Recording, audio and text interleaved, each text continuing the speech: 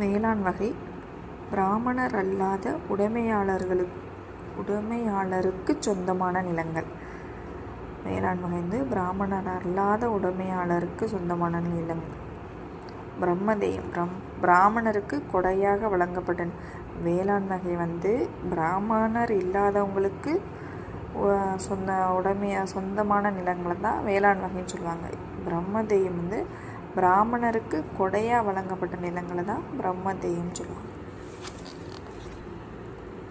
சாலபோகம் கல்வி நிலையங்களை பராமரிப்பதற்காக வழங்கப்பட்ட நிலங்கள். சாலபோகம்னா கல்வி நிலையங்களை பராமரிப்பதற்காக வழங்கப்பட்ட நிலங்கள். தேவதானம் கோவிலுக்கு கொடையாக வழங்கப்பட்ட நிலங்கள்.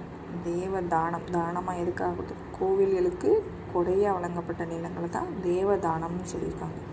பள்ளிச்சந்தம் சமண சமய நிறுவனங்களுக்கு கொடையாக அளிக்கப்பட்ட நிலங்கள் வந்து பள்ளிச்சந்தம்.